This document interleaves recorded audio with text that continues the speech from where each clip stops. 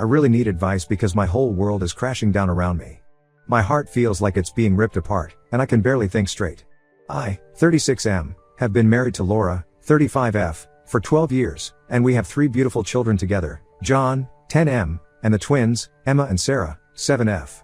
Everything in our life seemed perfect until recently when my entire world started falling apart. Laura and I met during our sophomore year in college. I still remember that day clearly. She was sitting in the campus coffee shop, grading papers for her teaching assistant job. I was there studying for my business finals, and we ended up sharing a table because the place was packed. We talked for hours that day, completely losing track of time. She was studying to become an elementary school teacher, and her passion for working with kids was obvious from the start. I was pursuing my business degree, dreaming of starting my own company someday. We dated throughout college, and everything just clicked between us. After graduation, we both landed good jobs in the same city. I started working at a marketing firm, and she got a position teaching 3rd grade at a local elementary school. We got married a year later in a small ceremony with close family and friends. Our parents helped us with the down payment for our first house, and we started building our life together. John came along 2 years into our marriage. Laura was an amazing mother from day one. She somehow managed to balance her teaching career with being a mom, and I was in awe of her. When she got pregnant with the twins 5 years later, we were overjoyed. Those early years were challenging but wonderful. We were tired all the time from juggling work and 3 young kids, but we were happy. We had date nights every Friday, took family vacations every summer, and always made time for each other despite our busy schedules. For the past 10 years, I've been growing my own marketing consultancy. It started as a side hustle but grew into something bigger. Laura was incredibly supportive during those early years when I was working late trying to build the business. She never complained when I had to miss dinner or when I was stressed about landing clients. She believed in me when I doubted myself. Looking back now, I can see where things started going wrong. About 2 years ago, my business really took off. I was finally making the kind of money that could give our family a comfortable life. We moved to a bigger house in a better school district, got new cars, and could afford nice vacations. But with the success came longer hours and more stress. I started missing those Friday date nights. Family dinners became rarer. I told myself I was doing it all for them, that providing a good life for my family was what mattered most. I noticed small changes in Laura's behavior about 6 months ago. She became more protective of her phone, always keeping it face down or taking it with her everywhere. She changed her password, which she had never done in all our years together. When I would try to hug her or kiss her, she would pull away or make excuses. She stopped sharing details about her day with me. At first, I chalked it up to stress from teaching or dealing with the kids. We both had demanding jobs, and 3 active children can be exhausting. I tried talking to her about the changes I was noticing. I asked if everything was okay, if she was happy. She would always brush it off, saying she was just tired or stressed from work. I believed her because I wanted to believe her. I convinced myself that all marriages go through phases like this, that it was normal to have periods where you feel a bit disconnected. Last week, everything fell apart. Laura was in the shower, and her phone kept buzzing with messages. When I glanced at it, I saw a man's name, Mark, and preview of a message that made my stomach drop. I know I shouldn't have looked, but something in my gut told me I needed to know the truth. The messages I read destroyed me. They were talking about their feelings for each other, making plans to meet for coffee, and discussing how right it felt when they were together. When Laura got out of the shower, I confronted her about the messages. To my surprise, she didn't try to deny anything. She told me she had developed feelings for Mark, a new teacher at her school who she met during a training program 3 months ago. She said they started by just talking about work, but their conversations gradually became more personal. She said their emotional connection happened naturally, and before she knew it, she was falling in love with him. She swears nothing physical has happened yet, but honestly, the emotional affair hurts just as much. Then Laura told me something that felt like a knife to my heart. She said she's been unhappy in our marriage for years but never said anything. She felt neglected and unappreciated, like we had grown apart without realizing it. She said she missed the man who used to surprise her with small gifts, who would leave love notes in her lunch bag, who would dance with her in the kitchen while making dinner. She said she missed feeling seen and heard and valued. I was shocked because I thought we were doing okay. Sure, we weren't as romantic as we used to be, and maybe I had taken her for granted sometimes, but I never stopped loving her. In my mind, we were just in a comfortable phase of our marriage. We weren't fighting or arguing, so I assumed things were fine. I was content because I had her in our family, even if things weren't perfect. These past few days, I've been reflecting on our marriage, and I can see where I went wrong. I got so caught up in providing for our family that I forgot to nurture our relationship. I stopped doing all those little things that used to make her smile. I assumed she knew how much I loved her without me having to show it. I missed all the signs that she was slowly drifting away from me. Now I'm desperate to save our marriage. I've told Laura I'm willing to do whatever it takes. I'll scale back my work hours, hire more people to handle the business, anything to spend more time with her and the kids. I've suggested marriage counseling, regular date nights, couples retreats, whatever she wants. I've made a detailed plan of all the changes I'm committed to making. I want to be the husband she fell in love with again, the one who made her feel cherished and adored every single day. But Laura says she's confused about what she wants. She says she has strong feelings for Mark but also doesn't want to destroy our family. She's worried that even if I change now, things will eventually go back to how they were before. She's scared of making the wrong choice and getting hurt. She says she needs time to figure out her feelings. Meanwhile, I'm dying inside. Every time I look at our children, my heart breaks thinking about what this could do to them. John has already noticed something is wrong. He asked me yesterday why mommy seems sad all the time. The twins are too young to understand what's happening, but they pick up on the tension in the house. They adore their mother, and the thought of our family breaking apart is unbearable. I need advice from people who have been through similar situations. What worked for you? What should I avoid doing? I'm willing to fight for our marriage until my last breath, but I need help figuring out how.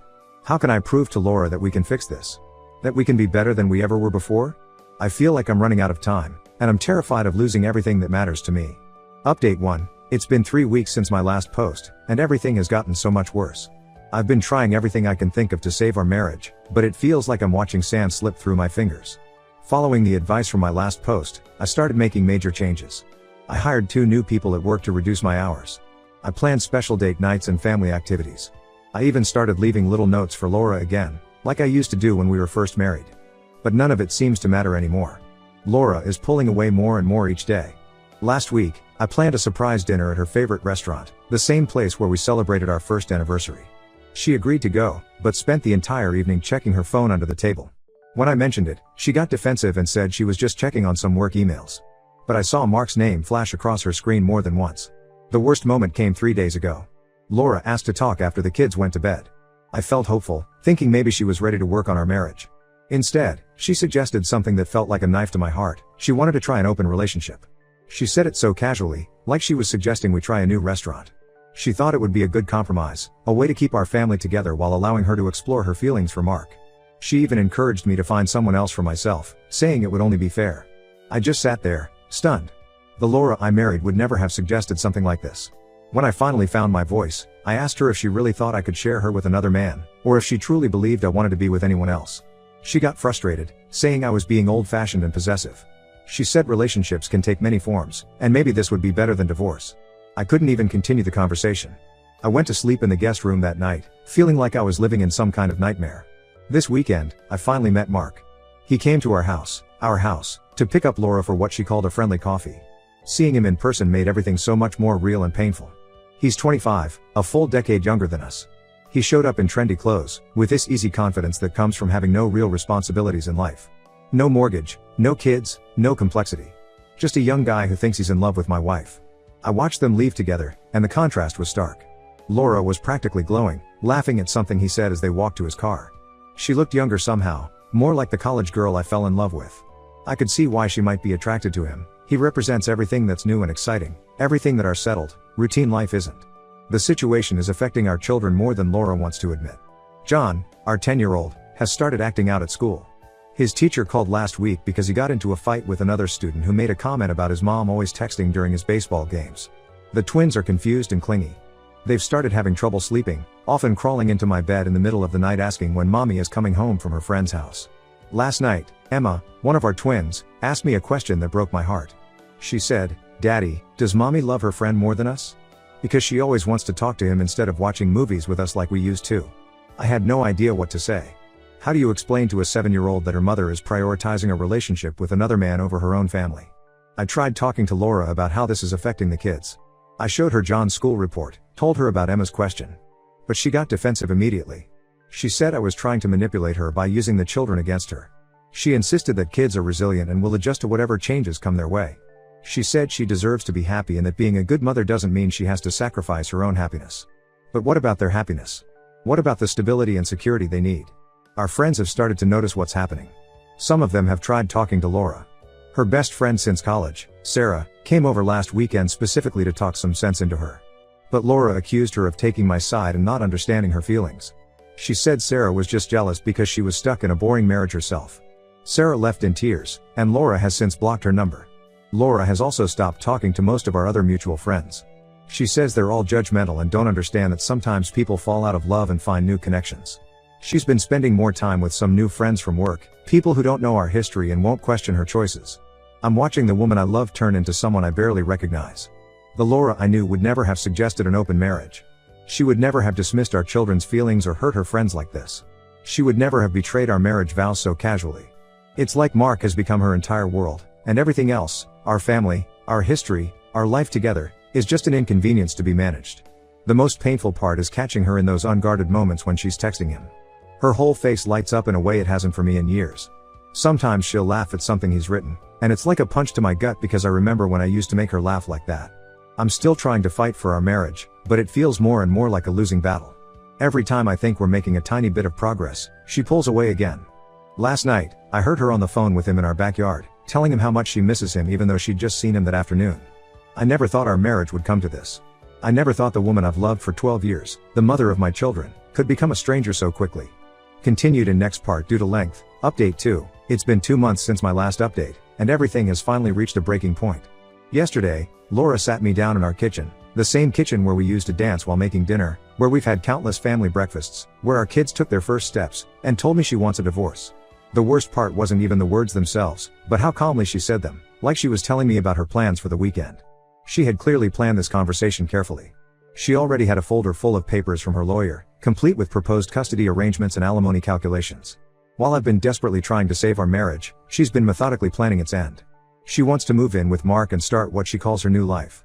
She kept using that phrase, new life, as if our 12 years together and 3 children were just some old chapter she could easily close. Laura has everything figured out in her head. She wants primary custody of the kids, offering me weekends and some holidays like she's doing me a favor. She's asking for significant child support and alimony because her teacher's salary is much lower than what I make from my business. The business I built while she supported me, the success we achieved together, now it's just a number to be divided. The conversation kept getting worse. She's already found an apartment near Mark's place and started looking at schools in that area for the kids. She's planned all this without even telling me she was considering moving the children to a different school district. When I protested, saying the kids shouldn't have to leave their friends and familiar environment, she accused me of being difficult and not putting the children's best interests first. Somehow, in her mind, uprooting them from everything they know is what's best for them. I made one last attempt to save our marriage. I reminded her of how we met in college, how we built our life together from nothing. I talked about the birth of our children, our first house, all the challenges we overcame together. I reminded her of the vows we made, the promises to stay together through better or worse. But Laura just stared at me with this distant look in her eyes, like she was watching a movie about someone else's life. Then she said the words that shattered what was left of my heart, I don't love you anymore. I'm in love with Mark. She said it so matter-of-factly, like she was commenting on the weather. She didn't even seem sad about it. She said Mark understands her in a way I never did, that he makes her feel alive again. When I asked about our children, she said they'll adjust and that it's better for them to have a happy mother than parents who stay together unhappily. The divorce proceedings started this morning. Our first meeting with the mediator is scheduled for next week. We're trying to keep things civil for the kids' sake, but it's incredibly hard. Every time I see her, I'm reminded of the woman I fell in love with, and I can't understand how we got here. How did the person who once couldn't sleep without holding my hand become someone who can barely look me in the eye? Laura moved in with Mark last week. She packed up her things while I took the kids to the park because she didn't want them to see her leaving. When we came back, half our family photos were gone from the walls. The house feels empty now, like a museum of what used to be. The kids keep asking when mommy is coming home, and I don't know what to tell them anymore. The hardest part is that Laura seems genuinely happy with her decision. Yesterday, I dropped off the kids at her new place, and I saw her laughing with Mark in the kitchen through the window. She looked younger, carefree, like the weight of our marriage had been holding her back all these years. Our oldest, John, saw it too and asked me why mommy never laughed like that with us anymore. Our mutual friends are divided over the situation. Some have sided with Laura, saying people can't help who they fall in love with and that everyone deserves to be happy. Others are disgusted by her choices, especially how she's handled everything with the kids. My best friend told me she saw Laura and Mark at a restaurant last night, acting like teenagers in love, while Laura was supposed to be having dinner with our daughters. I'm trying to stay strong for our children, but some days are harder than others. The twins still cry at bedtime, asking for their mom. John has become withdrawn and angry, refusing to talk to Laura on the phone. I'm doing my best to hold everything together, but watching our family fall apart while Laura builds her new life with Mark is the hardest thing I've ever had to do. Update 3, it's been 6 months since everything fell apart, and the divorce is finally official. I signed the last papers yesterday.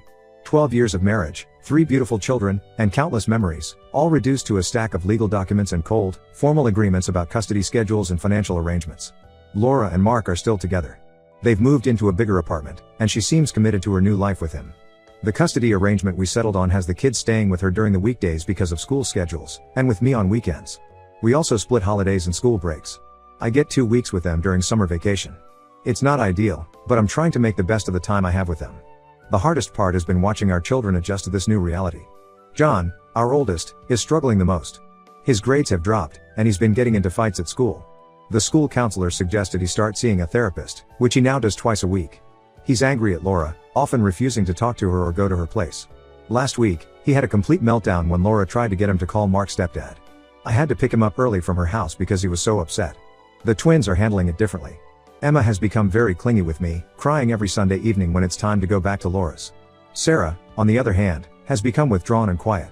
Their teacher told me they sometimes sit alone at lunch, not wanting to play with other kids. It breaks my heart seeing them like this, but Laura insists they'll adjust with time. I've been focusing on rebuilding my life, even though some days it feels impossible. I've started working out again, something I'd neglected during the stress of the past year. I joined a single parent support group, which has been helpful in ways I didn't expect. Hearing other people's stories makes me feel less alone. A few people there have suggested I start dating again, but I'm nowhere near ready for that. Right now, my focus is entirely on being there for my kids and healing myself. Laura and I only communicate through a co-parenting app now. Our conversations are strictly about the children, their schedules, school events, medical appointments. Sometimes I catch myself wanting to ask her if she's really happy, if trading our family for a life with Mark was worth it. But I know those questions won't change anything. What's done is done. Last week, I ran into them at our local grocery store. Mark had his arm around her waist, and they were laughing about something while picking out vegetables. It was such a normal, domestic moment, the kind we used to share, and it felt like a punch to the gut.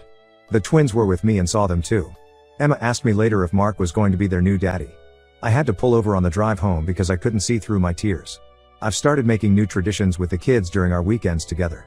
We have movie nights on Fridays, go hiking on Saturdays, and cook Sunday breakfast together.